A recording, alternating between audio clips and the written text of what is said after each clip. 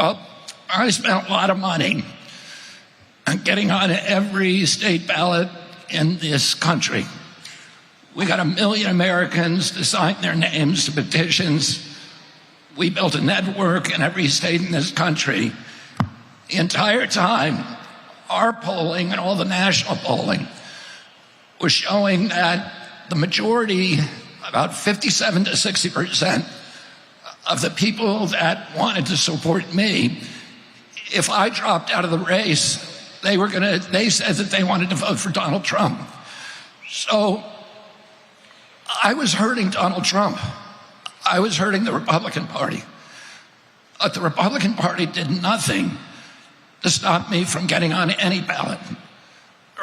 Donald Trump was critical of me in a way that was congenial, that was respectful, and that was kind. But he did nothing.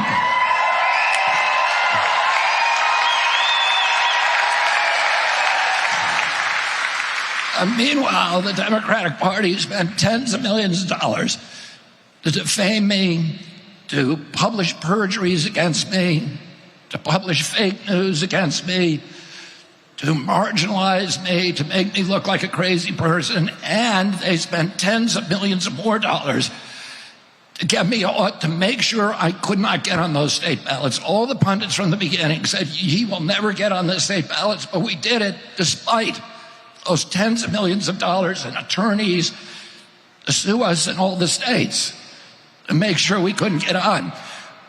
The Democratic Party sued me to keep me off the state here in Michigan, off the ballot. And the day that I announced for Donald Trump, they pivoted and sued me to keep me on the ballot. And so far, they've won that lawsuit. So my name is going to appear on the Michigan ballot. But I don't want you to vote for me. I want you to vote for Donald J. Trump.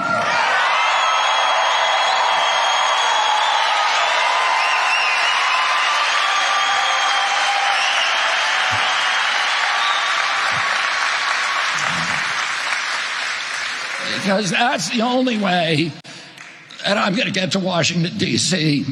and do all the things to help end the war, to end the chronic disease epidemic, to end the censorship, to end the surveillance, and all the other things that I entered this race to do. And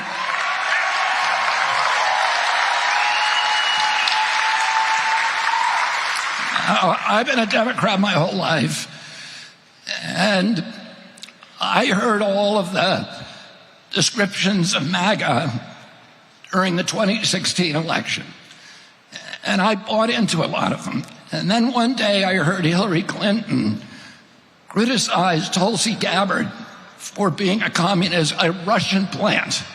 Tulsi Gabbard, who put her life on the line again and again for this country in military service, something that Hillary Clinton never did. And I began to have doubts about what I was being told about MAGA. And when President Trump got elected, I said 80 million people voted for him. How can we dismiss 80 million of our fellow Americans as deplorables? Oh, I don't want to work in Washington, D.C. I have a good job. I have a great life. But I want to help these kids so that we can end the chronic disease epidemic. And I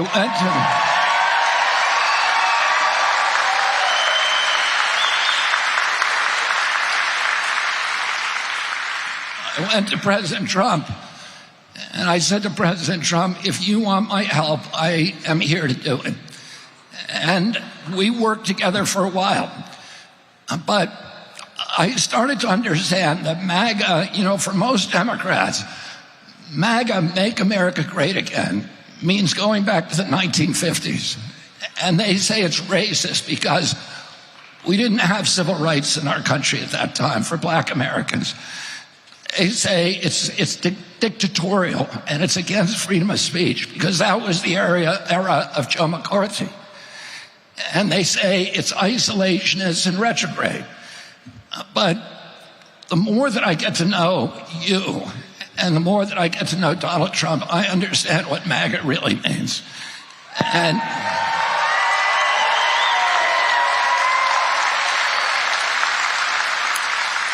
I asked Donald Trump about what he thought MAGA meant, what era we were going to make America great again.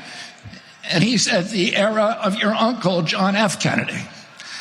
And that was the era when America was at its apex, here and abroad.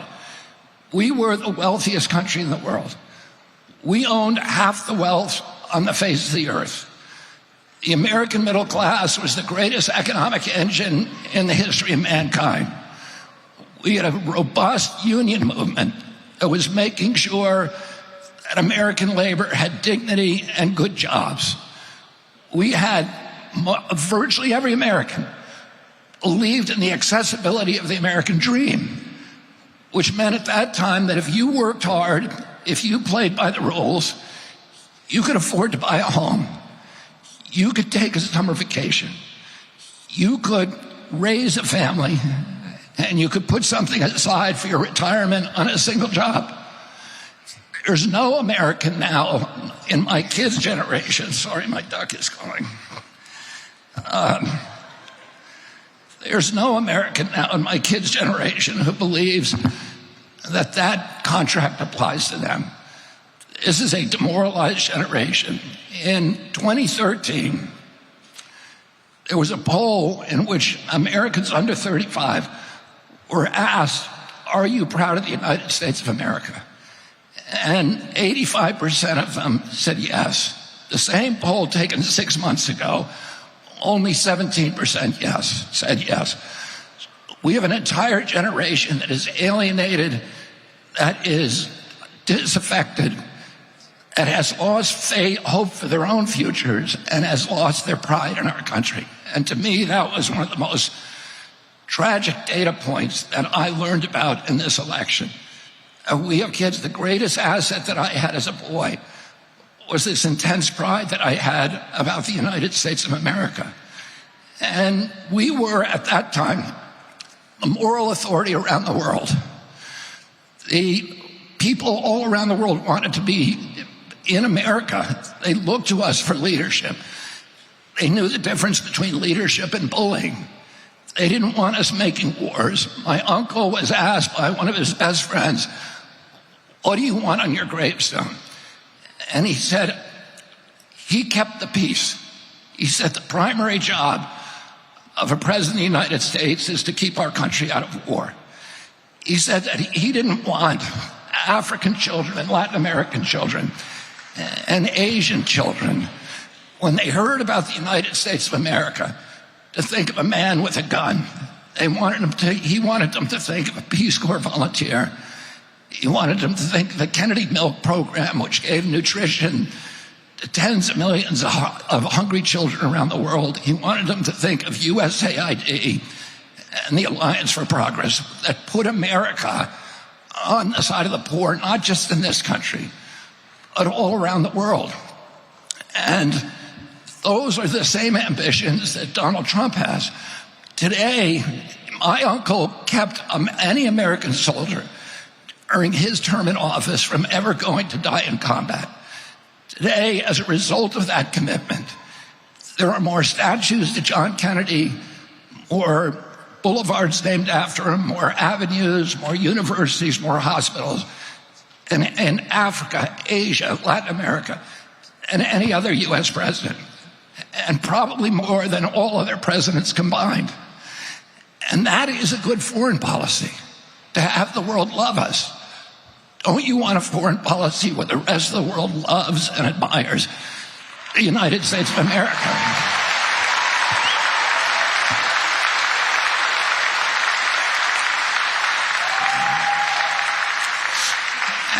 And when he says, make America great again, that's what he's talking about.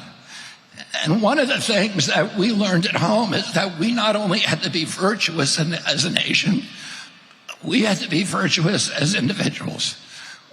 We had to, for example, tell the truth when we did something wrong. So one time I hit a baseball through my mom's window and broke it. And my dad said to me, before you answer this question, I want you to remember what George Washington did. He cut down the cherry tree. This is a story every American knew at that time. His father asked him who cut it down, and he said, I did. He always admitted when he was wrong. And now the Democratic Party has given us a loophole around that mandate. All you have to know is 7 words, and you never have to admit to doing anything wrong again. And do you know what those 7 words are? I was born in the middle class. Oh.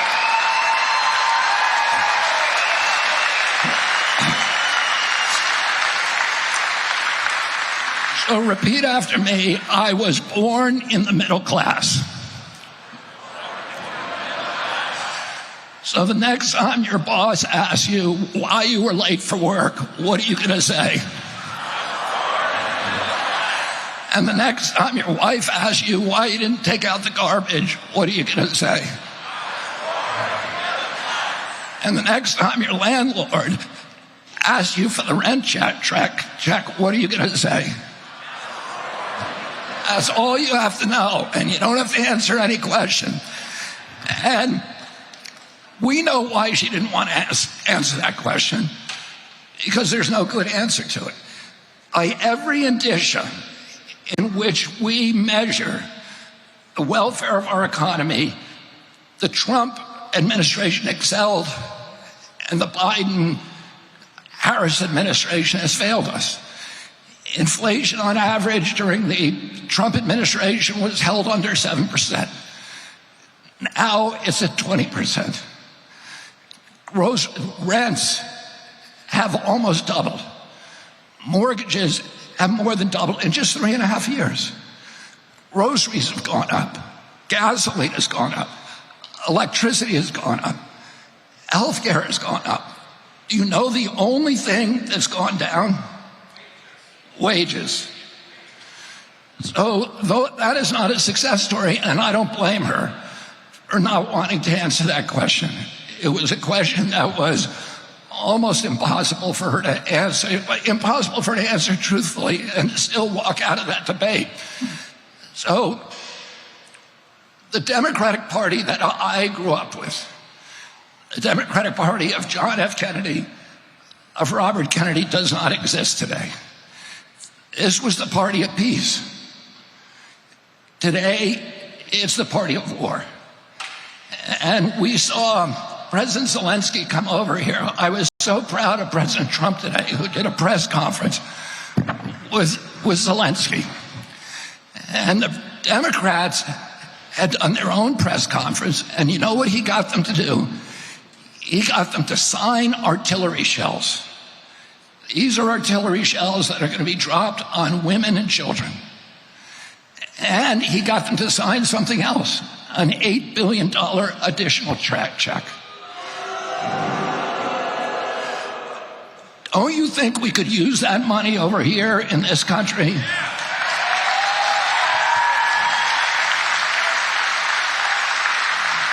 This was a war that we were lied to from day one. We were told that it was an unprovoked invasion. We weren't told that Vladimir Putin and every other Russian leader told us for 30 years, if you go into Ukraine, we're going to have a military reaction. It is a red line for us. Ukraine has a 2,200-mile border with Russia. They've been invaded 3 times through Ukraine. The last time, Hitler killed 1 out of every 7 Russians. If we put Aegis missile systems in Ukraine, like we've done in Romania and Poland, which they also told us don't go in there, those missiles, Tomahawk missiles, which can be nuclear tipped, will be 3 miles from Moscow. we could decapitate the entire Russian leadership in 3 minutes. My uncle, when the Russians tried to put missiles in Cuba, was going to go to war. And if Putin tried to put missiles in Canada or Cuba or Mexico, we would go to war. So we had to expect that they would do exactly what they told us we were going to do. And if you go to Ukraine with NATO, we're going to go to war. And 2 days before the invasion, Kamala Harris went to Germany and said definitively, for the first time by any U.S. leader, we are moving NATO into Ukraine. And that is something that we all need to understand, that provocation. And I was so proud of President Trump when, because everybody says that he alienates people all over the world, he doesn't know how to be a diplomat. But he was the epitome of diplomacy, and I urge you to go look at the YouTube.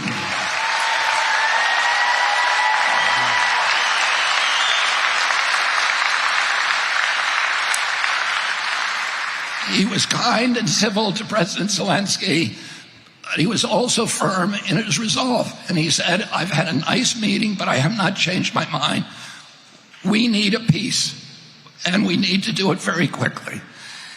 And we need to protect U.S. interests, not an interest of a country in which we have no strategic interest and no treaty.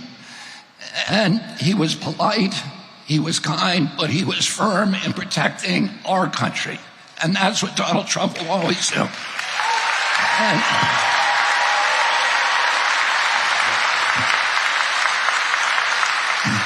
And it was especially impressive to me because I know what Donald Trump was thinking while he was having that meeting.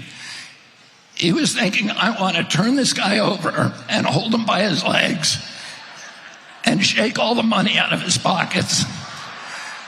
And I hope it adds up to $208 billion because that's what we get. That's what the Democrats gave him. And we need to bring that money home and spend it here on our communities.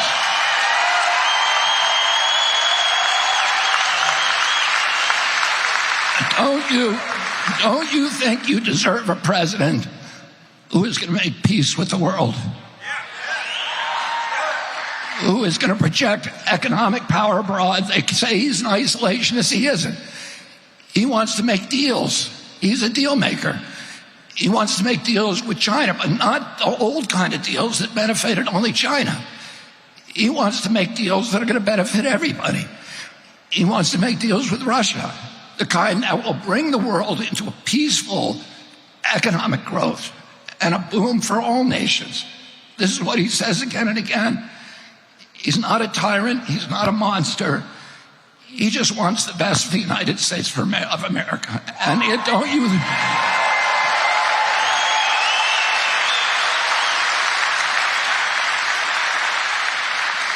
The Democratic Party that I grew up with was the party of constitutional rights, of civil rights, and particularly the right of freedom of speech, which my uncle and my father treasured. They thought this is the basis. A fundamental bedrock of American democracy is the free flow of information. And when government gets involved in censoring information, that is the beginning of totalitarianism. And we know this because we read Orwell and Aldous Huxley and Robert Heinlein and Alexander Solzhenitsyn and Arthur Koestler when we were growing up. And that was the lesson that was repeated in civics lessons again and again. The one thing that you never allow a government to do is to censor speech of any kind. And if you do that, is the first step down the slippery slope of totalitarianism. So the Democrats are trying to say that Donald Trump hates democracy, that he wants to be a dictator. But they're all advocating now, openly advocating the censorship of our speech. And what they say is, well, we don't want to censor all speech, just the lies. But they want to determine what's the truth and what's a lie. And who was the biggest perpetrator of lies during the COVID epidemic? It was the government itself. They were the ones promoting disinformation and misinformation.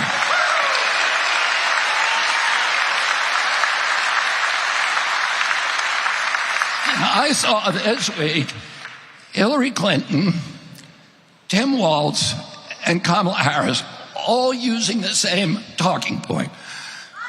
That the next administration is going to get rid of misinformation and disinformation because that is not protected by the First Amendment. Well, it is. The First Amendment protects lies the same as it protects speech of truth.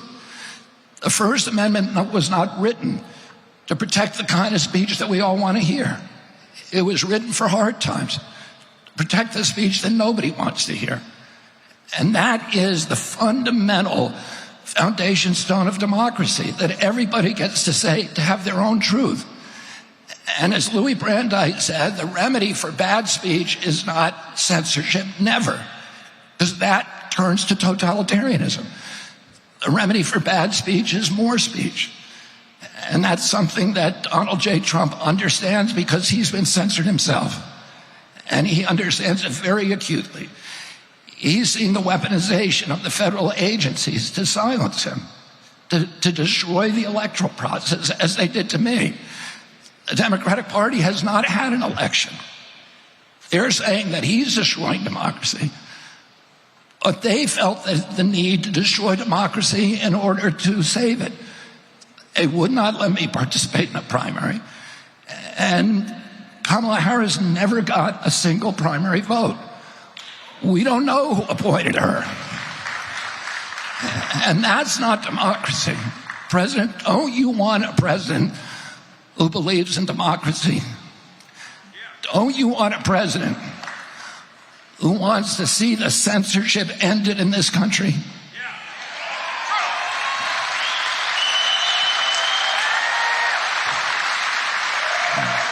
Don't you want a president who's going to end the surveillance state and make our country the beacon of freedom around the world once again?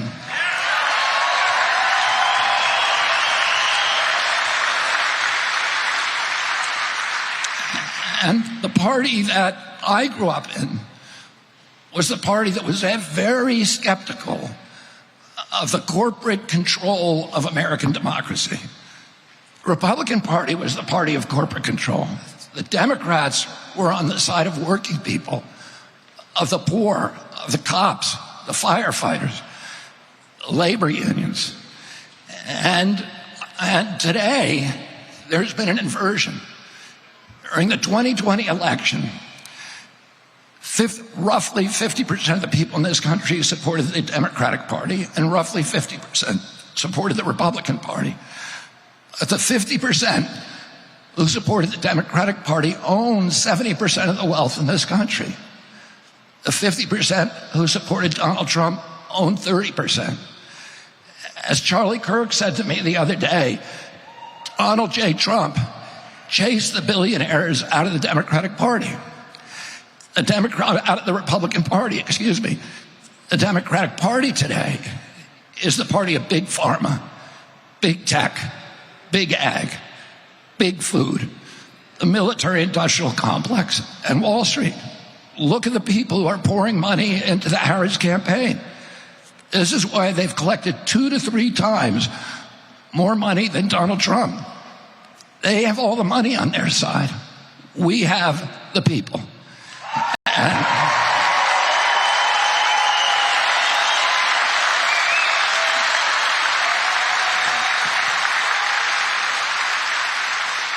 And don't you want a president of the United States who, instead of outsourcing U.S. jobs and manufacturing capacity abroad to China and to Latin America and to other countries, is going to get other countries to outsource their manufacturing and jobs to Michigan, like Falk that we're standing in now.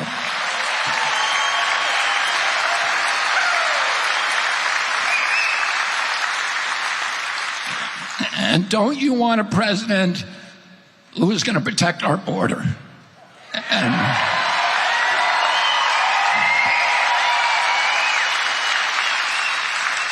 raise your hand if you think it's a good idea at the Mexican drug cartel, the Sinaloa cartel is now running U.S. border policy. That's not good for our country. Do you think that's good for our country? No. It's terrible, and it's terrible for working people. In the last 10 years of his life, I worked very, very closely with Cesar Chavez, who was a very close political ally and personal friend of my father. And during that, and I was a pallbearer in his funeral in 1993. But during that period, I was working with him on pesticide issues because Hispanic farm workers, 15,000 of them are poisoned, many of them killed by pesticide exposures every year, and their families are devastated. Cesar Chavez's other big issue was closing the U.S. border because he understood, and I was at the border many times. The first time I went down between 2 o'clock and 3 o'clock, and I saw there's 27 gaps in the wall that were left by the Biden administration when they shut down construction the day they came into office. And all the material that we've already paid for is sitting right next to those gaps in the wall. They could easily rebuild them right now. President Harris says there's nothing I could do. Yeah, there is. You could just finish the wall. And when I was down there at 2 o'clock in the morning, it looked like the start of the Boston Marathon. There were people, humanity pouring across, and the Border Patrol their job had been repurposed from protecting our borders to escorting people to the Yuma airport and sending them to any destination in our country. It's the most insane thing I've ever seen. And it's crushing the social safety net in our country. And the reason Cesar Chavez wanted to close the border is he saw that all these illegal migrants who were coming across were destroying his capacity to negotiate for good working conditions and good wages for his American workers. And that was obvious at that time, not only to Cesar Chavez, but the entire Democratic Party. Today, because President Trump said we need to close the wall, that's the only thing that they hear. If Trump says it, it must be wrong, so now we're up for an open border. Don't you want a president who is going to reassert control of the U.S. government, of our immigration policy?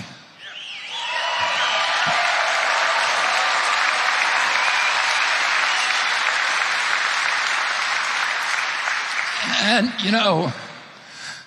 my uncle Ted Kennedy, who was 50 years in the United States Senate, he wrote a law called Title IX.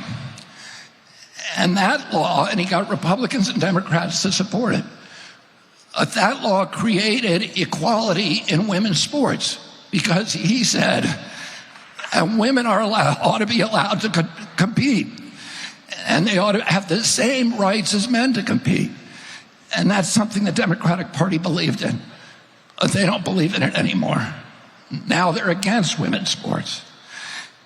And finally, the Democratic Party that I grew up with wanted to protect the most vulnerable people in our society. They wanted good health for our children.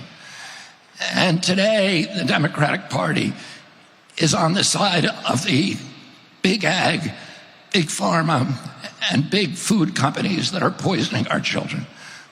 We now have the highest chronic disease rate in the world. Diabetes, which was virtually unknown when I was a kid. An average pediatrician in my year, with my day, when I was a kid, when my uncle was president, would see one case of diabetes, juvenile diabetes, in his lifetime, 40 or 50-year career. Today, 1 out of every 3 children who walk through his office door is diabetic or pre-diabetic. And it's costing us more than our military budget. Just that kind of mitochondrial disorder. This is bankrupting. When my uncle was president, we spent 0 on chronic disease. Now we spend $4.3 trillion.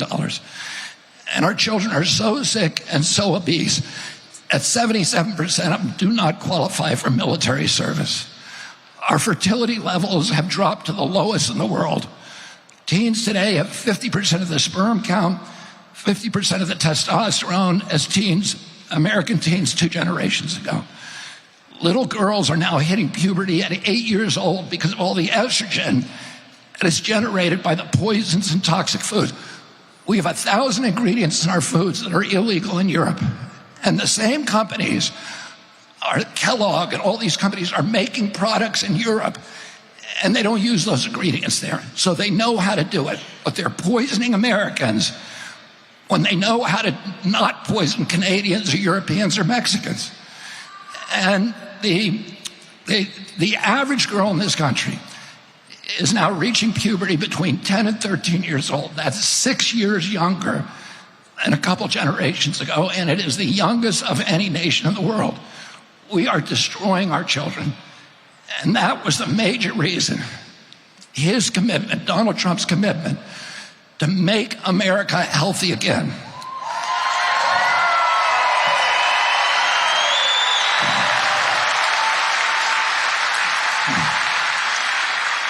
Is the primary reason that I joined this campaign. And don't you think that we want a president in this country that is going to make our country healthy again? Thank you all very much, and God bless you, and get to the poll on November 5th here in Michigan. And don't vote for me, vote for Donald J. Trump. Thank you. Thank you very much.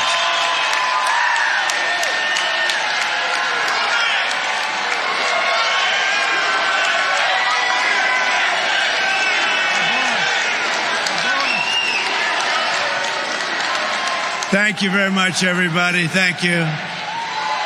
And a very special hello to Michigan. We're going to bring back your car industry.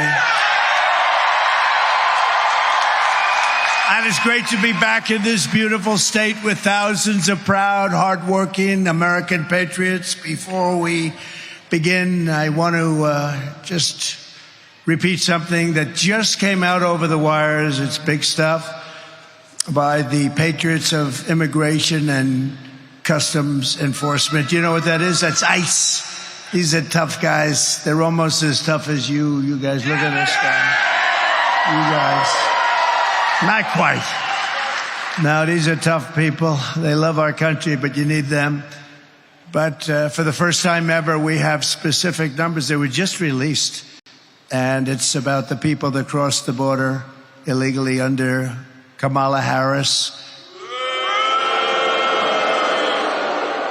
That she's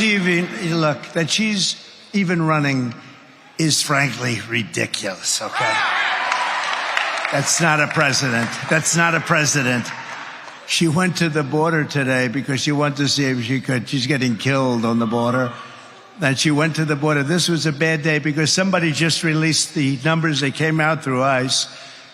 According to this brand new data, never seen before, over 13,099 convicted murderers have crossed the border and are free to roam and kill in our country. These are convicted murderers. These are people that were in jail. Now, I've been talking about this for 3 years.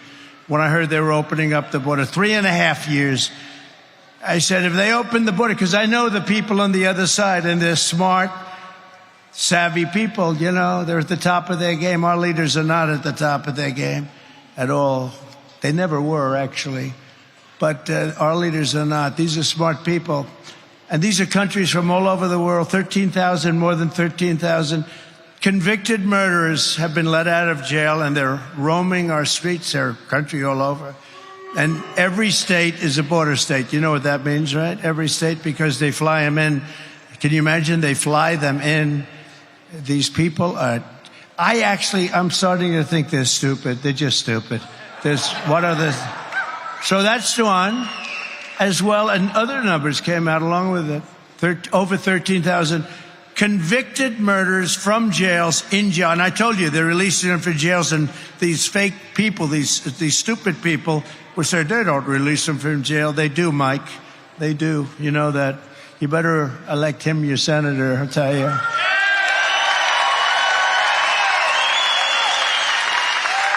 As well as and these are specific numbers.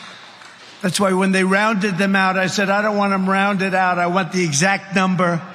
as well as 25,272 illegals convicted of rape, sex offense, or sexual assault and in jail. These are people all in jail because they don't want them in jail. They're too expensive, and they don't want them in their countries. They're smarter than us. They give them to us. We're like a dumping ground.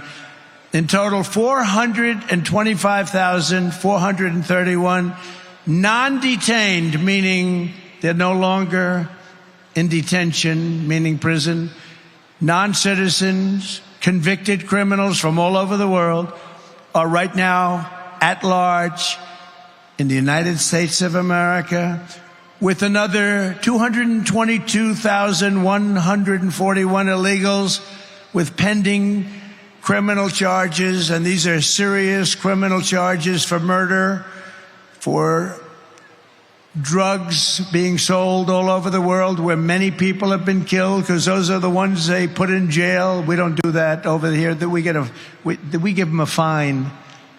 You know, every drug dealer kills at least 500 people. Each drug dealer, him or her, kills 500 people. We do nothing about it.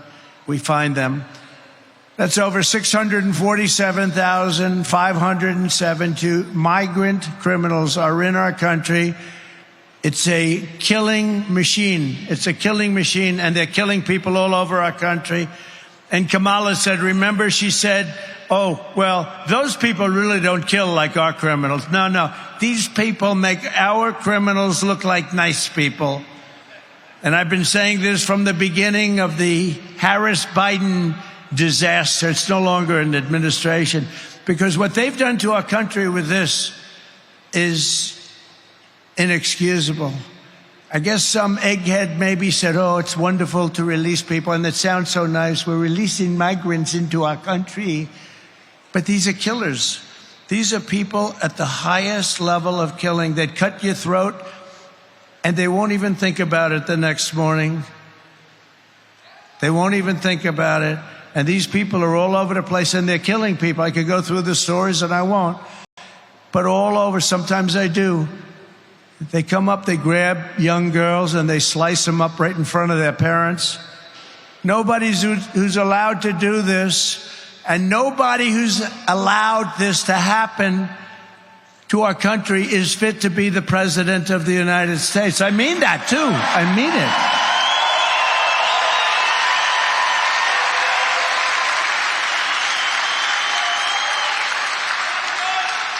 Anybody that's stupid. I've been saying this now for almost 4 years, because we built hundreds of miles of border wall. We had the best record at the border of any president of anybody, at least in recorded history. Tom Homan would get up. Brandon Judd gets up.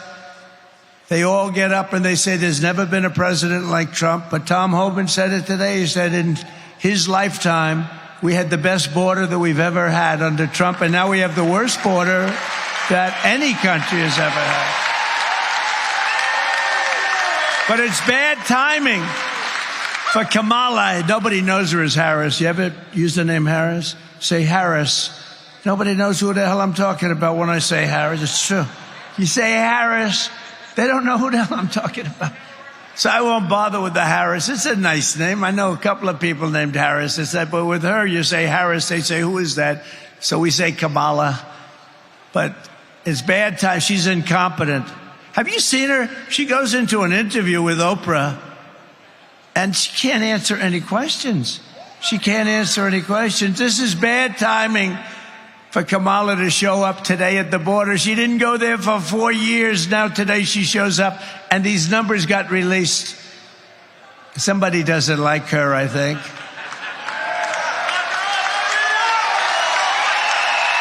And the fake news. So I don't know, maybe she's already gone, I doubt it, but she's went to the border today. She wants to see if she could make up some lies, like she said about the border bill that Trump stopped. Let me tell you, number one, I didn't stop it. The senator stopped it. But that's the worst bill ever drawn. It's a waste of paper, and she doesn't need a bill. All she has to do is fly back to Washington and get this president that we have, if he's still president. I don't even know who the hell is president. Is he president? This is not. This is not exactly President Xi. He runs his country a little differently, although they do go after their political opponents pretty violently. I will say that. But they don't go after the murderers, the drug dealers. Get this guy to sign a little dot. You sign right over the little dots. And you sign your name, Joe Biden.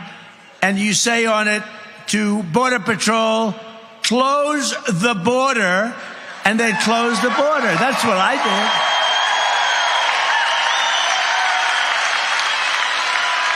Our border is open. Our border is open. Nobody can believe it. And I've been saying that the people coming in, I know these leaders so street smart, and I would have been worse than them because actually Venezuela still has some people in their jails.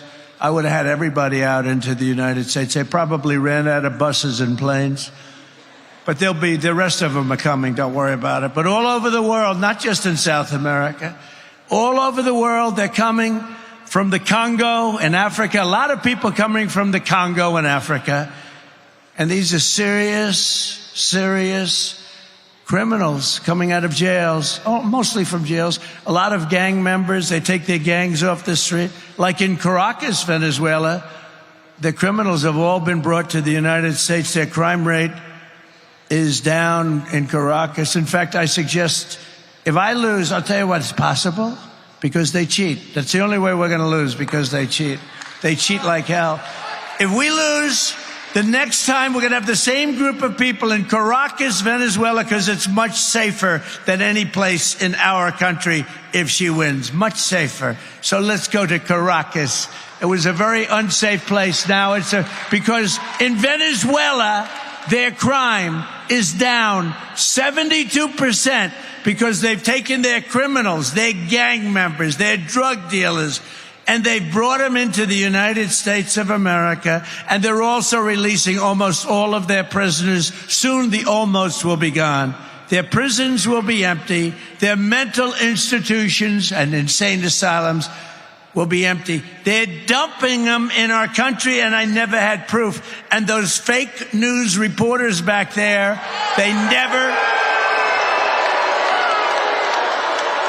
they say, Trump, what would he know about that? What would he know? You know why? It's common sense. We're the party of common sense, by the way, just so you know. Common sense. So these numbers just came out. Nobody's ever seen these numbers for years. Nobody's ever seen them. And probably some patriot in ICE or somebody just did something. They just said the country's going bad. You can't have a country like that. We have, think of it, murderers, convicted murderers in prison for life. Many get the electric chair or they get whatever their form of death penalty. These are convicted people for life are now in our country. And I can finally look at them and see, I say, I told you so to the fake news. These are hard, tough, vicious criminals that are free to roam in our country. And now for the first time I can say it, and I knew it before when you have open borders, but they're dumping everybody in here. I knew it before, but these numbers are actually worse than I ever thought. They should have been released far earlier so that we could have done something about it. I wish we had them 3 years ago, but we didn't. And now we have a problem, and you can't have her as your president. She doesn't know what the hell she's doing. She should resign in disgrace for what she's done to our country, not run for president. She was the border czar.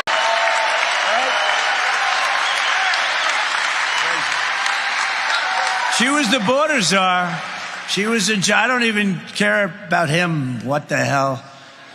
No, he put her in charge, though. She was the border czar. Now she claims she wasn't the border czar, but she was in charge of the border. Call her what you want. 4 years ago, Kamala Harris inherited the most secure border in U.S. history. And as border czar, she then set the all-time record for illegal immigration into our country every single year. And many of these people were stone cold, criminals and murderers. She willfully and deliberately erased her own nation's borders, a crime so wicked as to defy description. As former ICE director and a great man, Tom Homan. Anybody know Tom Homan? Tom Homan, I say, is central casting for doing what he does better than anybody. Brandon Judd, Kuwait. Oh, we have great people. These Border Patrol guys, I got to know them all. They're great. They want to do their job. They could sit back and let it happen. They go crazy. They see what's happening to our country, and they're not allowed to do the job. But as Tom Homan just said, just put it out, I've worked with 6 presidents. I know all about police work, and I know all about policies work. I know what policies don't work. President Trump was a game changer, and we saved thousands of lives by securing the southern border. Biden and Harris took the most secure border in my lifetime. This is from Tom Homan.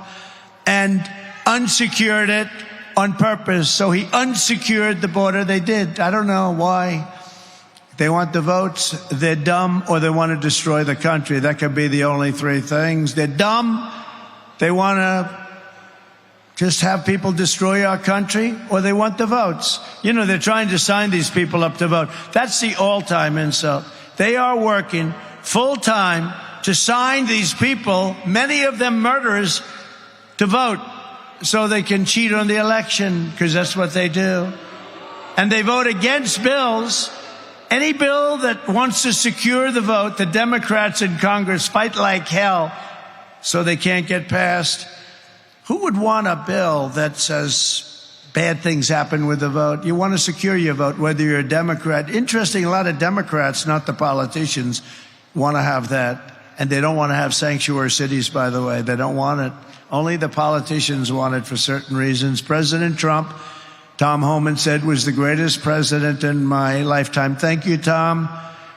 This country was never better off than when he was president. He was unprecedented in his success on the border, and it saved many lives. He was an out-of-the-box thinker, and he got the job done like nobody else could do the job. So that's from Tom Homan. Thank you. I might as well read it. I might as well tell you, because they'll never tell you that. They'll never tell you that, right? They'll never tell you that, Mike.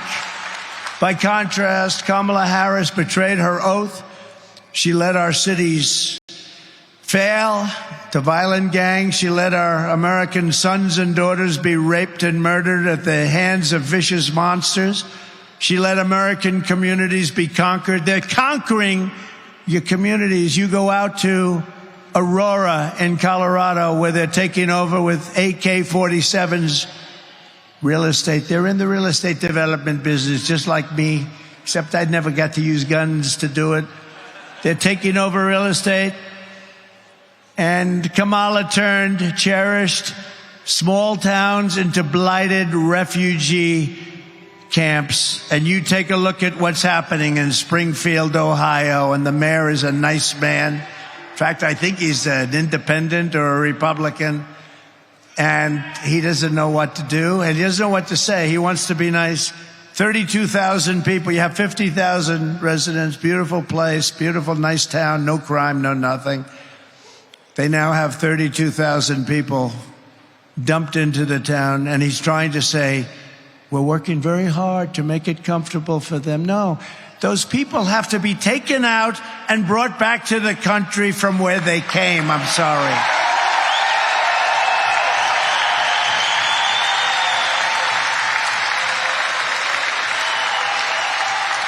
The mayor said, we're looking for interpreters. It's so hard to find interpreters because nobody speaks English, right? So we're looking for interpreters. No. You're looking for people that will remove them and bring them back safely to their country. It's not fair. It's not sustainable by any country. What's happening to us in the United States, millions and millions of people, 21 million plus, have been dumped into the United States, and many of them are murderers. Many of them are horrible criminals. What Kamala Harris has done is unforgivable. It's a crime what she did. It's got to be criminal. There's no greater act of disloyalty than to extinguish the sovereignty of your own nation, and that's what she's done. She's ruined our nation. She's ruined our nation. And you know, I've always talked about this, and I've talked about it strongly, but I'm just realizing as I'm talking right now, and not even going off a teleprompter because the teleprompter's not tough enough. I'm saying, and by the way, isn't it nice to have a president that doesn't need a teleprompter?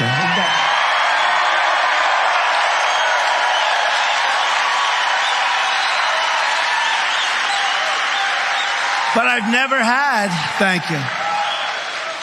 Boy, what a group of people we have. It's a joke. We're laughed at all over the world for our leadership.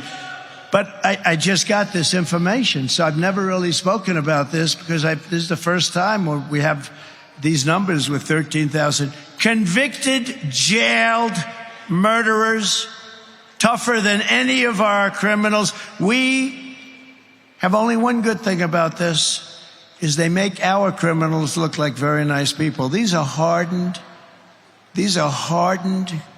horrible criminals, and we have to get them the hell out of our country because they're ruining the fabric of our country.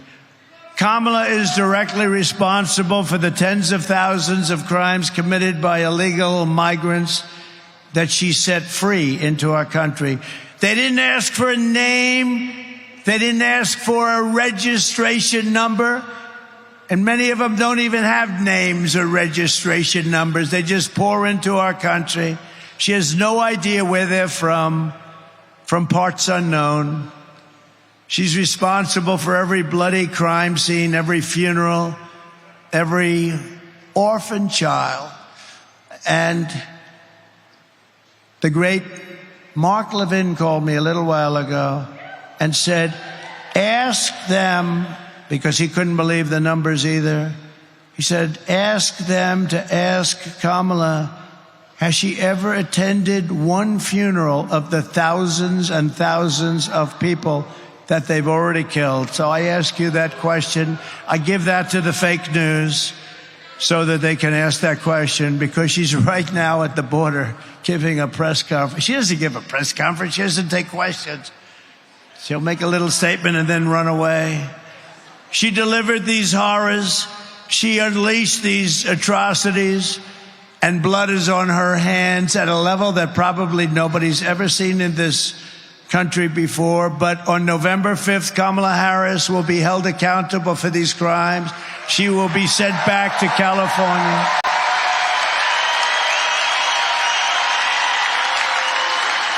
And we will close the border. We will stop the invasion. We will begin the largest deportation operation in American history. And we have no choice but to vote.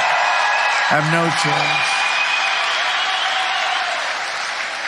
choice. We have no choice. Our country is in trouble. Like, it's a mess. It's a mess, including the inflation that was caused by them by energy and by their spending. But the inflation caused by them by energy.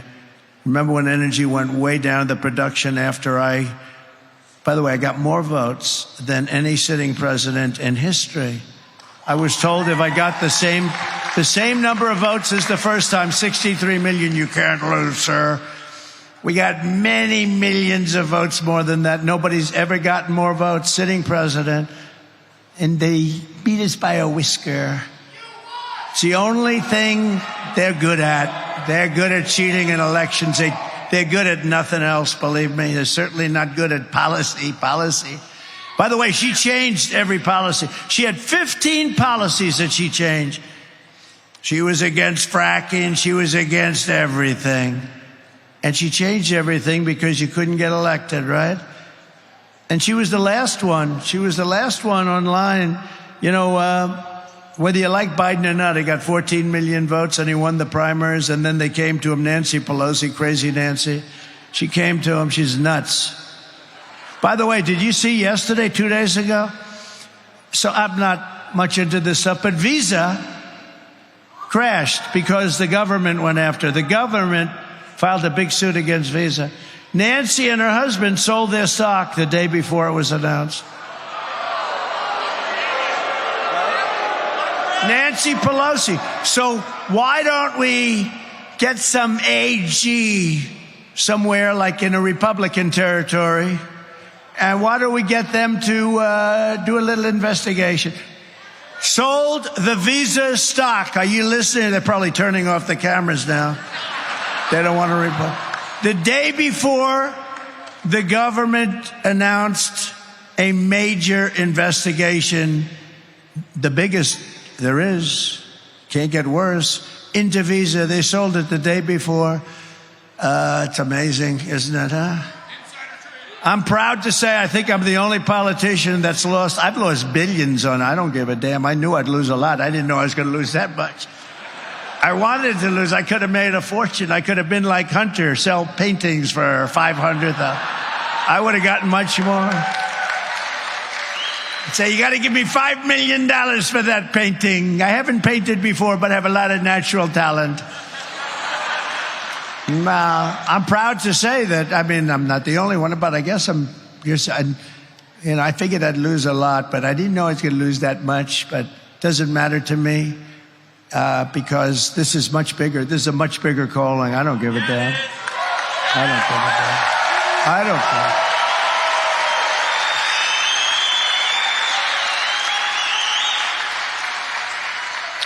Before going further, I want to send our love and support to all of the people in Florida, Georgia, South Carolina, North Carolina, Alabama, and all of the other states who have been really hit hard by that very large hurricane. That was that big one, a very large hurricane this week. We're with you all the way, and if we were there, we'd be helping you, and you'll be okay.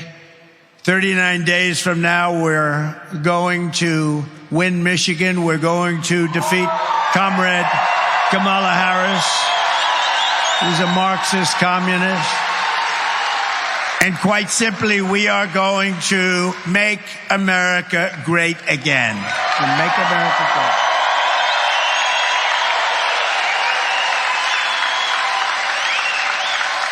So I didn't want to go off on a tangent, but I did want to bring up a little thing called crime. But we're really here today to talk about bringing jobs and manufacturing back to the great state of Michigan and really to our country, our whole country. And I want to thank, just met him, a great gentleman. He came here, he said, because of me in 2017 from the Netherlands. Great guy, great successful businessman. Bodewijn Hauser, thank you very much. He's a big guy, too, and his beautiful wife. Stand up, please. Please stand up. Good-looking couple. Good-looking. Good man, right? Yes? They're all saying. They better say yes. They won't be here tomorrow if they don't. No, he's great. He's done a great job. He actually said he came here because of me. He came to the country because of me, opened this, and it was very successful.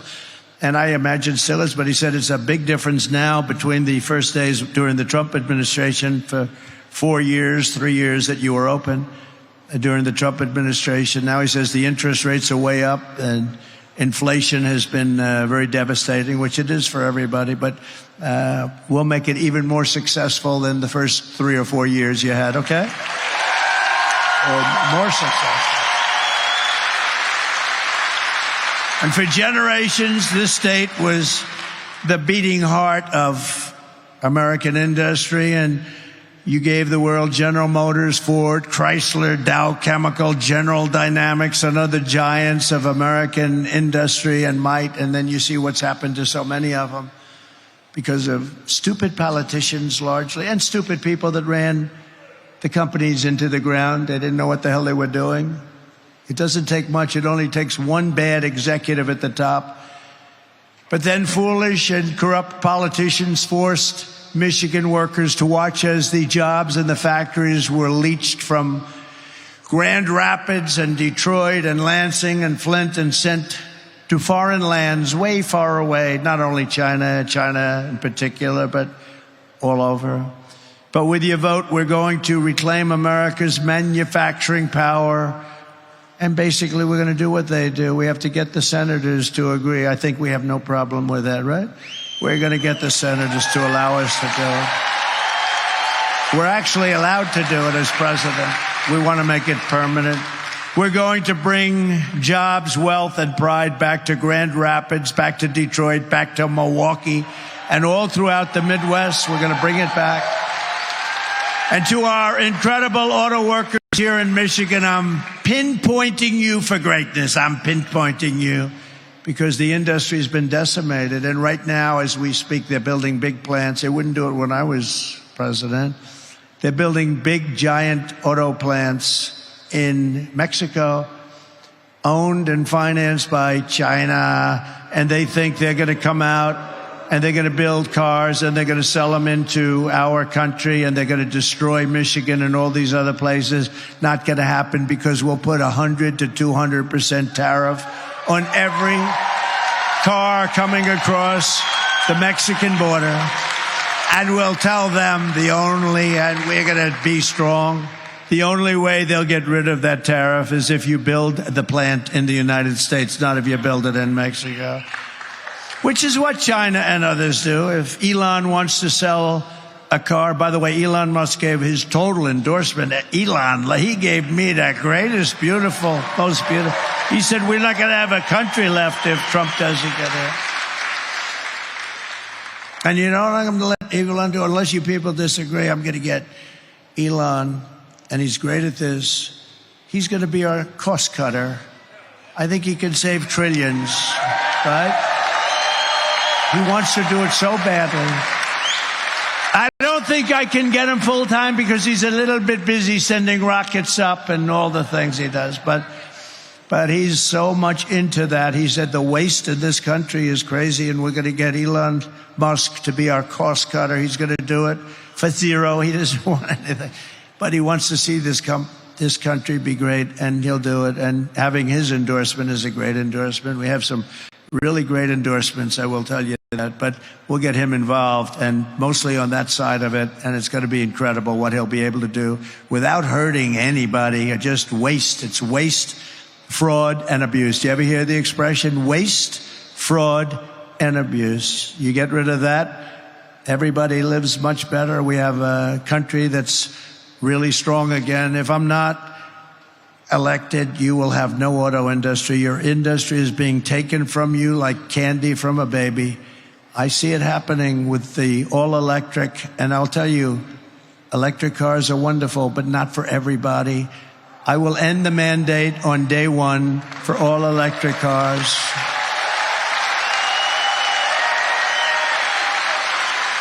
And there's a great place, and they have a place.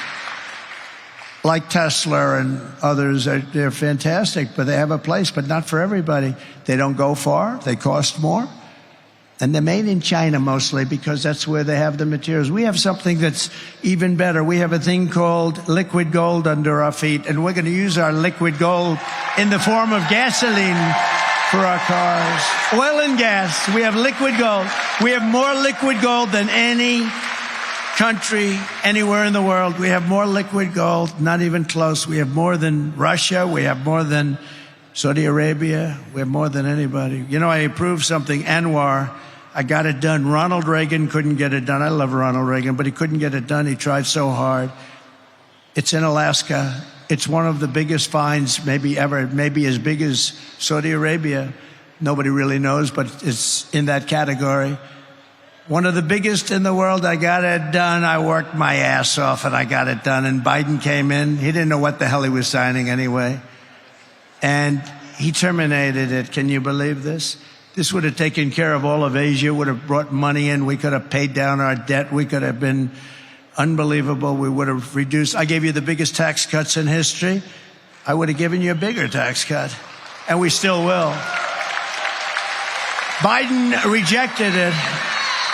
They ended it in his first day in office, but we'll get it done quickly. It was already passed by Congress. They didn't do that. They just ended it. And the people of Alaska aren't happy, but that's a national thing. And when you get into those numbers, that's national. Would have been so great for our country, but we'll get it done very quickly. Under my plan, American workers will no longer be worried about losing your jobs to foreign nations. Foreign nations will be worried about losing their jobs to America, because we're going to take a lot of those companies back, a lot of new companies coming in.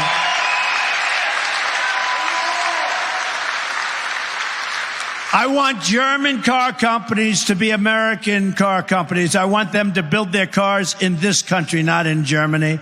I want Asian electronics companies to become Michigan electronics companies. And I want every manufacturer that has left us to be filled with regret, and you're going to become racing back after we do what we're doing. And here is the deal that I'll be offering every major company and manufacturer all over the earth, and they're going to all come in because we're the pot of gold. But we're not going to be the pot of gold forever if we don't be careful.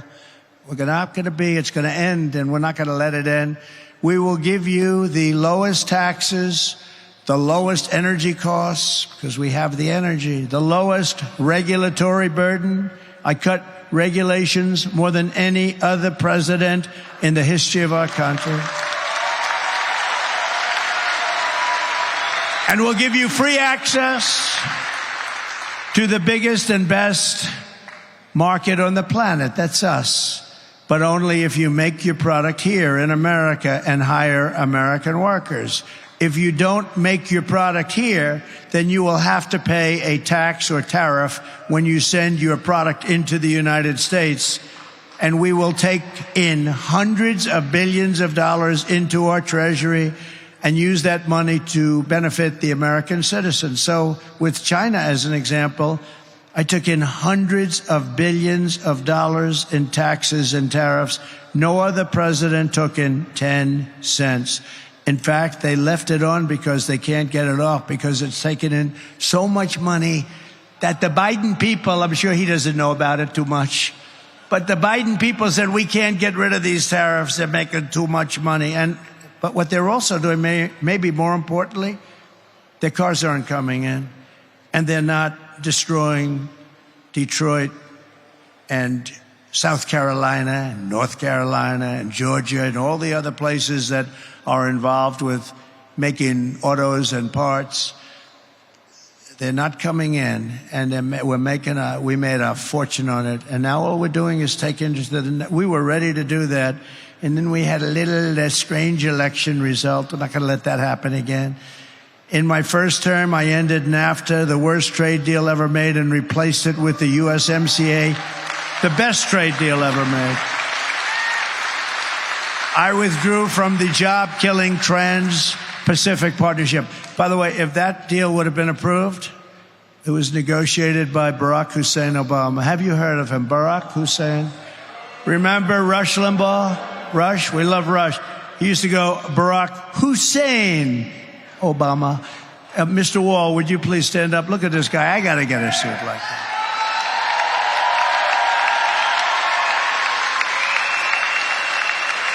He's a successful guy.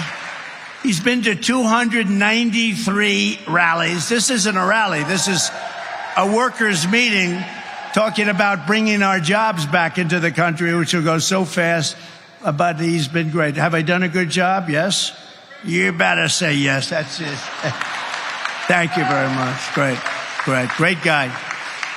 I renegotiated Barack Obama's Korea trade deal, which was a disaster, to restore the protective tariff on foreign pickup trucks. You know, the pickup trucks is where the car companies make most of their money, because we put on a tariff and we kept the tariff, and therefore they can't compete with us in our country.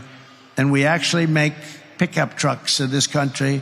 If that would have gone, called the chicken wire tax, if that would have gone out, you would not have any trucks being made in this country. I stood up to China like never before, placing a 27.5% tariff on all Chinese automobiles, saving the U.S. auto industry from total obliteration. The cars don't come in because they can't compete. And for furniture makers in North Carolina and other places, and in particular right now, a place called Grand Rapids. You know, I have great memories of Grand Rapids because I came to Grand Rapids. I made a speech. I went home, and we ended up winning the election in 2016. Right?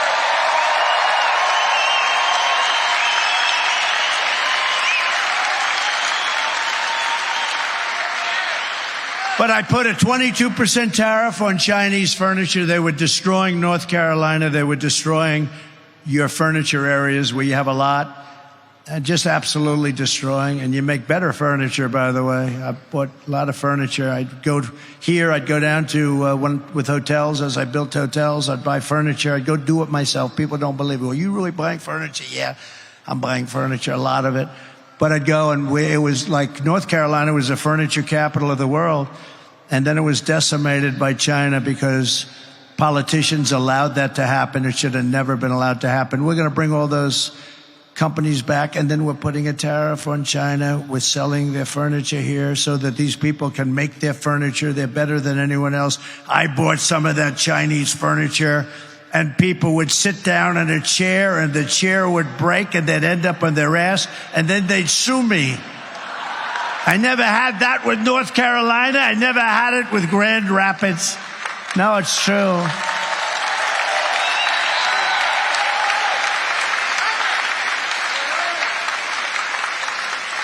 This was not good. Ladies and gentlemen, the finest hotel in the world. They open, they end up getting a little damaged. They sit down to dinner at the beautiful dining table, and they end up getting damaged. Sir, you have a problem. The chairs break. That's a big problem. The centerpiece of my plan for a manufacturing renaissance will be a 15% made in America tax rate. So, pretty simple. So listen to how simple it is and how good it will be. It'll totally turn our country around, and we'll be a profit-making machine instead of a disaster like we are right now with $36 trillion in debt. So I brought the business tax rate from 39% or higher down to 21%. So I had it was 39, but it was actually 50 and over 50 if you include state and city taxes in some places, like hopefully New York is going to be able to reduce their taxes, but it was very high. So I brought it down from 39% down to 21%, all the way down to 21%.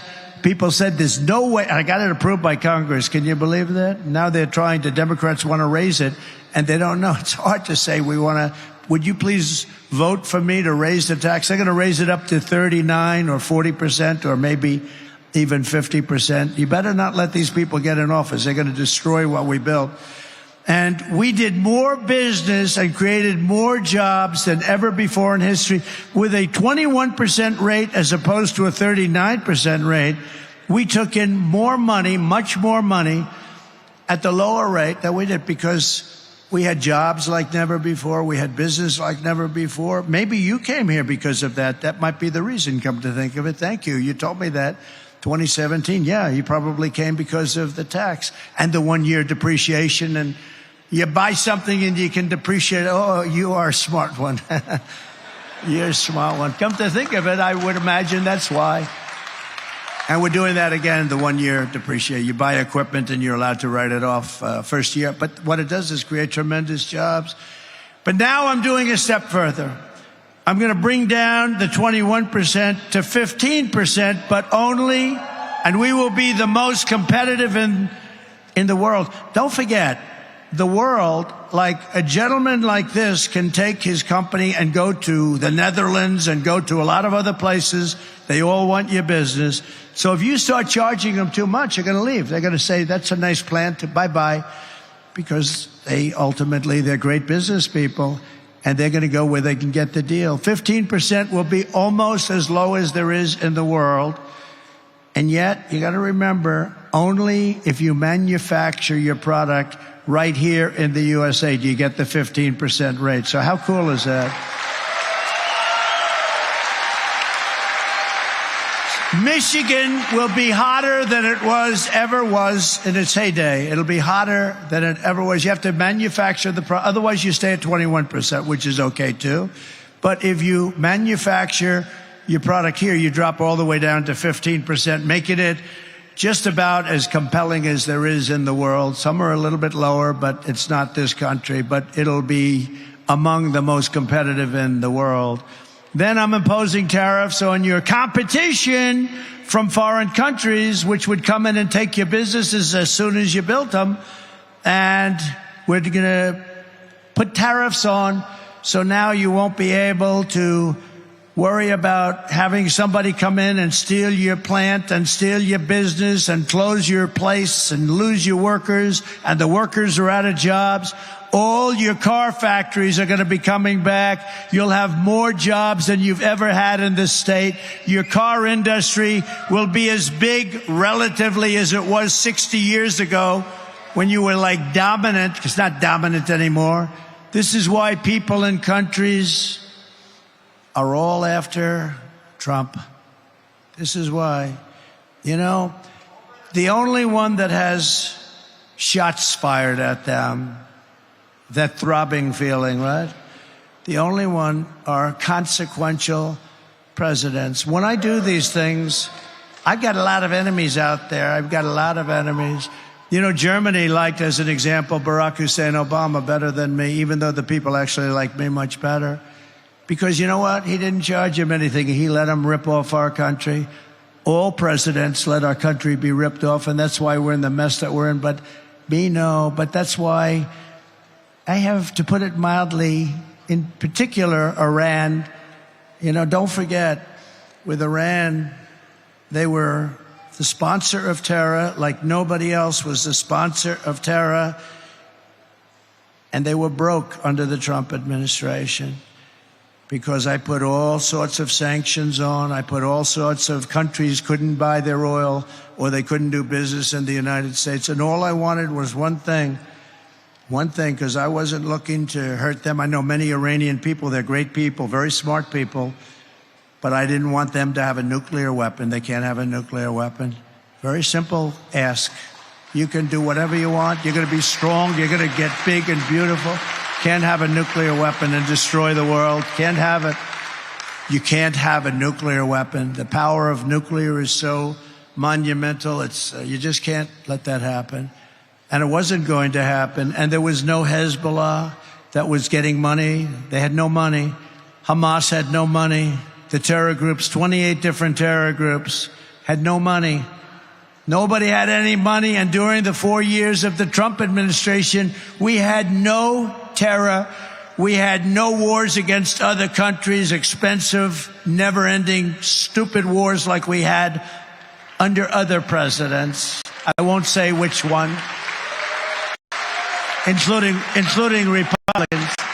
Including Republican presidents, right? Goes in, blows out the Middle East, blows up the Middle East, comes back, you get nothing except death. You get death all over the place, death and hatred.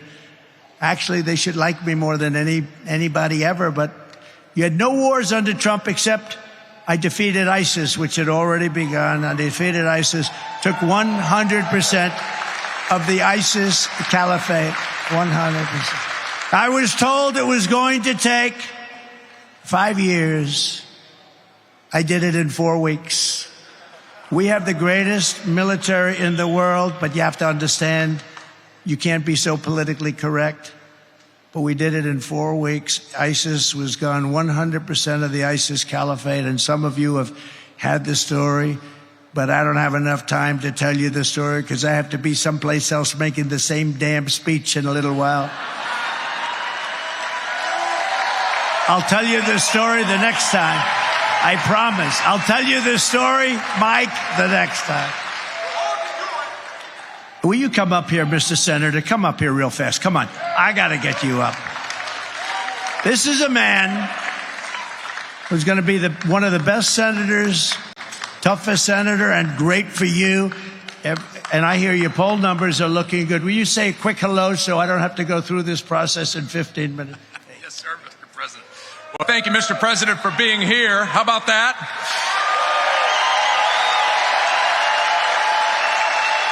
And I can tell you, I'm looking at his teleprompter. He's not even close to watching that teleprompter. But I want to tell you this, Mr. President. One thing we know here in Michigan, with your plans, to make sure that border is secure, with your plans to make sure the tax rate allows us to be competitive, with your plan to make energy independent here in America and bring down our gas prices and our cost of groceries. These folks right here were ahead of you. There is more common sense on that dais than there is in every committee room back in Washington, D.C.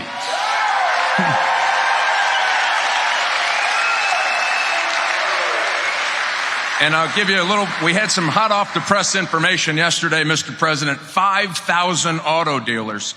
Your opponent, Kamala Harris, has been saying really wasn't an EV mandate. 5,000 auto dealers who are feeling the heat from this EV mandate said, nope, you're killing our business. You're killing the automobile industry. You must end the EV mandate. With you in Washington, we're going to get that done. Thanks for being here, Mr. President.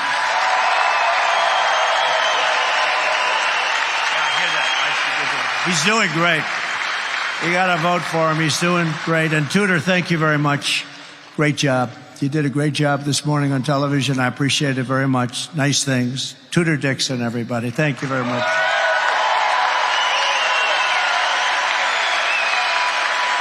But if Kamala Harris gets in, every single manufacturing job in this state is going to Mexico or going to China. And Mexico is a very big threat, by the way. First of all, the tax queen, that's Kamala, is demanding a 33% tax hike on all domestic production, way up. It's going to be much higher than that, by the way. Next, she wants the largest capital gains tax in the history of our country. And then she's promising a brand new wealth confiscation tax called unrealized capital gain. That means that if your company's doing great and your company's gotten really valuable, but you might be a little tight on cash and you have no intention of selling your company, you do an appraisal of what your company is worth and you have to pay a tax on it. So now you go to a bank and you borrow the money and your company goes out of business and that's the end of your company. Can you imagine that? Unrealized. In other words, you don't sell. Your company got more valuable and you're putting more and more money into your company, and that's okay. There are a lot of people who have great wealth and they don't have cash. Those people are wiped out, and it'll cause a depression like in 1929. Other than that, I think it's quite a good idea. Crazy. This person, crazy. You know, her father is a Marxist professor of economics. That's what she is. She's a Marxist. And we are not ready for a Marxist, and we will never be ready for a Marxist or a communist president, which is what she is.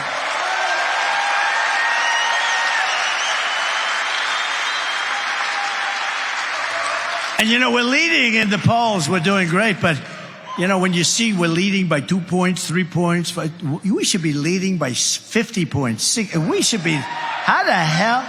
No, really, you would really say, why would anybody vote for her? She's destroying our country. What she did outside of the nuclear disaster that these people will get us into, World War III, what she did on the border with these millions of murderers and criminals coming into our country, what she did on the border is the worst thing I think I've ever heard. I've never heard of anything like it. Never made sense. You're trying to figure out, you know, in business, you always like to figure out your opponent. What does he want? What are they doing? What does she want? What are they doing? And you want to figure it out. Here, you can't figure it out. Like, why do they want open borders? Why do they want men playing in women's sports? Why does Kamala want to give transgender operations to convicted illegal migrants coming in and staying in detention cells? She said, we will give them sex change operations. Now, somebody would look at me and say, that's crazy. I'm sure that that's not true. No, it's 100% true. She wants to give them, they're in a detention cell, and a man wants to transition into womanhood. And she is willing to do that and give very expensive operations, by the way, hundreds of thousands of dollars. But if you want that, she will give you a transgender operation. Are we crazy? Are we crazy? Now, how about, and also, all of these people, she wants to defund the police. You know, she is one of the originals for defund the police. I say anybody that wants to defund the police, is not qualified and shouldn't be allowed to even run for president of the United States.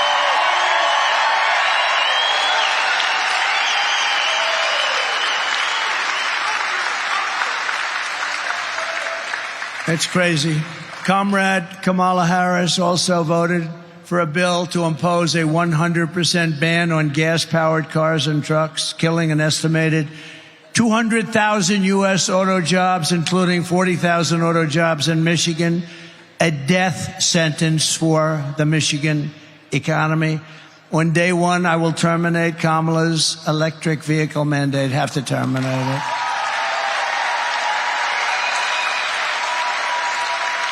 And remember, the electric car has a great place, but not for everybody. Okay? Not for everybody. No state in America will be permitted to ban gasoline engines. You want gasoline, nice clean gasoline. We have the best, we have the most.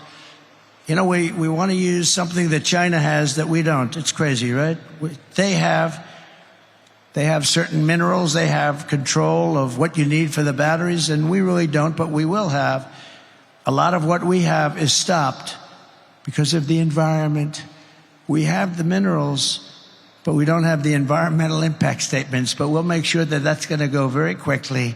We'll be able to do things that you never even thought. The only good thing about what happened with this 4-year disaster is that the people will understand when we fix our country. They'll be much more understanding than they would have been if we just went straight ahead and did it. Because this country has never been laughed at like a bunch of dopes. It's never been laughed at like it is right now. If Kamala wins, she will take your cars, take your money, take your guns. She wants to confiscate all guns, you know that. She just changed. That's one of the 15 policies that she changed. You know, she was totally in favor of taking everybody's confiscating your gun. She changed that when she looked at some polls. The polls weren't looking too good. But they always revert back. Remember, she wants to take your economic opportunity, and she will absolutely kill the American dream for your children. You know, this country used to be about the American dream. They don't talk about that. They talked about it 4 years ago like never before, and they'll talk about it after November 5th. They're going to talk about the American dream. If I win, we will bring back the American dream, bigger, better, and stronger than ever before. So we're pleased to be joined with a few people. You just met Mike Rogers, and I wanted to have him up here separately because I will tell you, this guy is going to be a great senator. I picked him, even though he wasn't always particularly nice to me. He was paid a lot of money to say bad things about me, and that's okay. I fully understand it. But he's been great, and he's got great gravitas, and I think he might even be leading in the poll by a little bit. He's tough as hell, and he's good, and he's got the whole deal going. And I had a lot of choices. I had choices of people that were lovely to me, so nice, but I wanted to pick somebody that could be, number one, a great senator, number two, could win. And I just want to thank you. You've been really working hard, and I appreciate Tudor Dixon very much also, job you've done.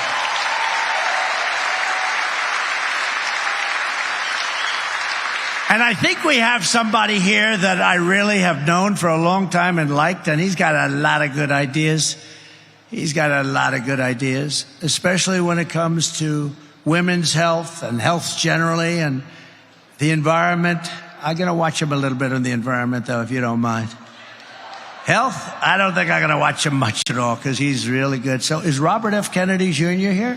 Where is he? Where is he? He's here someplace. I know he's here someplace. RFK Jr. And he's a big part of what we're doing. And he does have great ideas. And getting a Kennedy to endorse a Trump Republican, that was a big deal, right? Good deal. He's a good man.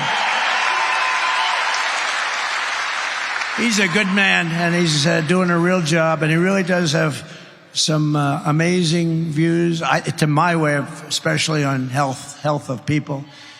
Representatives John Molinar Where's John? He's around here. So, hi, John. Good job you're doing. Very good. Simple job in Congress, isn't it, John? Great job. Bill Heisinger. Bill Heisinger. Bill, thank you, Bill. Good job. Looking good. Thank you, Bill. Great job. Jack Bergman. Jack. Thank you, Jack. You got warriors. You got warriors here. Tim Wahlberg. Tim, thank you.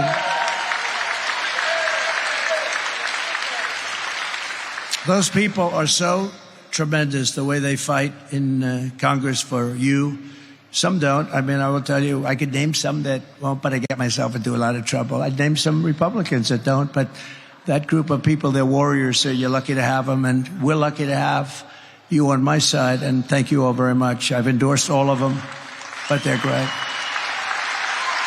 Thank you very much, fellas. Real warriors. Michigan Senate Republican leader, Eric Nesbitt. Eric? Thank you, Eric. Good job. How are we doing? I hear good? Good. He said we're winning. That's good. We got to win. By the way, we win Michigan, we win the whole thing. Like in 2016. Got to vote. Also, House Republican leader Matt Hall. Matt. Thank you, Matt. Good. Good job. Thank you very much. Really good job. So I just want to thank them, but I want to thank everybody for being here today. It's been great. We have early absentee mail-in voting in your state. Starts this week. And if you have your ballot, return it as soon as possible. And if not, get a ballot. Go out and get a ballot. Get as many Trump supporters as you can. You have a lot of people that sit back on the side. They agree with us. They agree with everything. What's not to agree? We want to stop people from killing everybody, you know. We have pretty basic policies, right? Low taxes, good education, strong border, all these different things, common sense things. We don't want to have, you know, in the Olympics, I don't know if you saw that. In the Olympics, I didn't even realize that they have women now, boxers, right? They're boxing for women.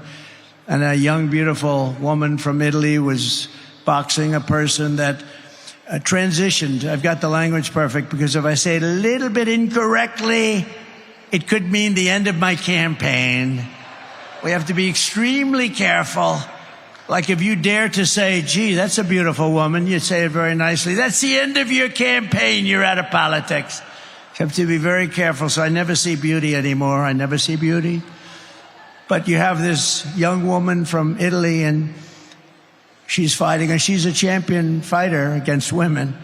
And she's fighting in the first match of the Olympics.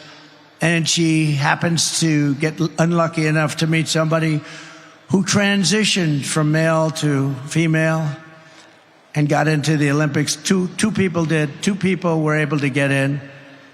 By the way, I don't want to upset the story, but they each won a gold medal, okay? Different weight classes. 2 people transitioned from male to woman. Each one won the gold medal. But this young Italian girl, she's in there. She's going to show her mom how good she is. She's going to say, I don't care if he transitioned, Mom. I'm so tough. I can take her. I can take her. And she gets up and she puts up her fists. And he goes, for those that don't know too much about boxing, but I love it. I love UFC. I love Dana White. Has Dana White done a great job? Dana White, what a job. But she puts up her, and you know, a left is sort of to keep them away. She gets hit with a left, just a little dumb. Whoa. She looks around. Holy much, I just got hit by a horse. Goes back to her corner. Said, I've never seen this before. I've watched a lot of this stuff. And goes back to her corner, and they say, go out there, you can do it, go out there. Okay, I'll go out. It's like, what does Mike Tyson say? Everybody has a plan until they get punched in the face, right? This is what happened to this young, beautiful lady. Beautiful lady. So she goes out, and she gets ready to go again. Boom, he hits her again. And she quits. She said, I can't get it. I've never been hit that hard. This was just like a little defensive punch. He ends up going on to win the gold medal, and another transitioned person won the gold medal. There were two of them, and they both won gold medals. In weightlifting, you got to see this. And for many, many years, they had a certain weight that stayed the same, and they'd put 1/8 of an ounce on one side, 1/8 of an ounce on the barbells, right, Mike? And they couldn't quite do it. The best female weightlifters. A guy comes along. Have you lifted before? They ask him or her. And he goes, not much, but a little bit. And he goes up to that barbell. Boom. Bing, bing, bing, bing. And swimming, the same thing. The young lady, you saw this. She looks left and she sees all these beautiful athletes that she's swum against for 15 years. Beautiful, beautiful swimmers. She looks to the right, she sees the same thing, but next to her is a giant. A giant. He's got the reach of Wilt Chamberlain. Does anybody know? Wilt is still said to have the longest reach in history. He could dunk a ball without even leaving. He'd dunk a ball like this. He wouldn't even jump. But she looks at this guy's giant. And she never saw this. And they say, on your mark, get set, go. And she jumps, he jumps, everybody jumps. And as you know, she was badly injured. You know what happened to her, right? I told the story before. Windburn. He went by her so fast that she was horribly hurt. The windburn was horrible. No men playing women's sports. Very, very degrading to women. Right? You agree, Mike?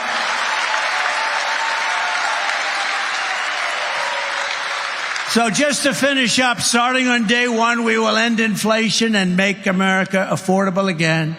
We will have no tax on tips. No tax on tips. And boy, this is good for you because I know exactly where you make your money. I used to have to pay that damn overtime. It would cost a fortune. No tax on overtime.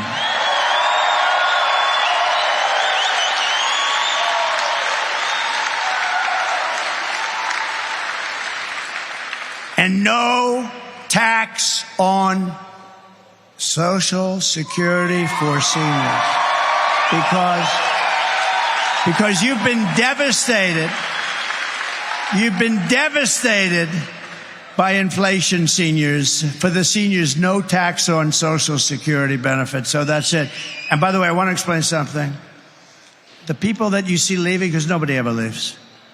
And when they do, I finish up quick, believe me. But I couldn't take pictures at the beginning. So I take them at the end sometimes. If I'm late, the plane gets late, you get delayed, lots of things happen. There's a little hurricane going on in Florida, as you know. And so what they do is they say, oh, please come up now at the end of my speech. I said, don't do that. Because it looks like they're leaving, like your husband who owns this place. He's not leaving. He likes Trump very much. He made a lot of money because of Trump, right? Right? But these stupid people that are with me sometimes, they say, come on back. 30 people, they get up and they go back, and they're all lined up in the back waiting for me to take a picture because I couldn't do it before. Because I didn't want to keep you waiting because you're much more important than the wealthy people back there. You're much more important to me than those people. He said, don't do that anymore, but they don't learn their lesson. But we are going to be late for something, but who cares? And while working Americans catch up, we're going to put a temporary cap on credit card interest rates at 10%. Some people are paying 24%. You can't do it. So we're going to have a temporary cap on credit card, 10%. I will settle the war in Ukraine. I met with President Zelensky today. I had a good meeting. We had a great news conference afterwards. She met with him, I guess, yesterday. She didn't have a news conference because she can't do a news conference. She can't answer any questions. She's never going to make a settlement, believe me. And I will end the chaos in the Middle East, and I will prevent World War III, something I can do that nobody else is going to be able to do. I know them all. We will rebuild our cities, including Washington, D.C., making them safe, clean, and beautiful again. We will keep the U.S. dollar as the world's reserve currency. And right now, with these really stupid people we have running our government, it is under tremendous threat from losing its status as the world's reserve currency. If that happens, that's like losing a war. In many ways, it's worse. This is how we will end the era of inflation, mayhem, misery under Kamala and Crooked Joe, and unleash safety, prosperity, and peace for Americans of every race, religion, color, and creed. We're going to do it, and we're going to do it fast. You're going to have businesses flowing back to Michigan. Together, we will deliver low taxes, low regulations, low energy costs, low interest rates, and low inflation, so that everyone can afford the basics. It's called a car, groceries, and a home. Right now, you can't buy groceries. You can't buy anything. They're up so much, 50, 60, 70, 80%. We will stop the invasion, end migrant crime, support our police, strengthen our military. And I already rebuilt the military. They gave about $85 billion to Afghanistan, right? How about that one? In addition to losing 13 beautiful soldiers whose families I got to know and love and respect. And we left a lot of people behind. And, you know, very importantly, we gave up a big Air Force base that cost us billions of dollars, named Bagram, billions of dollars, 1 hour away, forget Afghanistan, 1 hour away from where China builds its nuclear weapons. And we gave that up. These stupid people gave that up. You know who's occupying it now? China is occupying that base. Can you believe it? We're going to build a missile defense shield, much of it built in Michigan. We're going to keep critical race theory and transgender insanity out of our schools.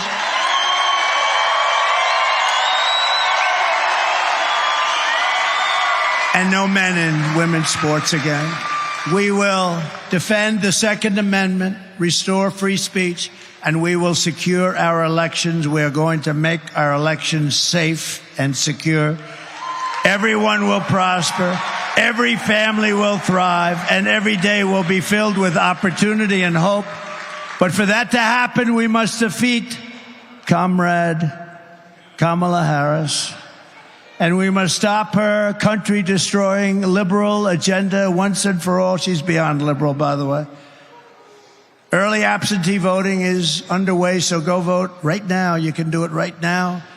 We want a landslide that is too big to rig, right? Too big to rig. And on November 5th, we will save our country. We will save our economy. It will go down as the most important day, November 5th, in the history of our country. We will rescue our middle class. We will reclaim our sovereignty and restore our borders.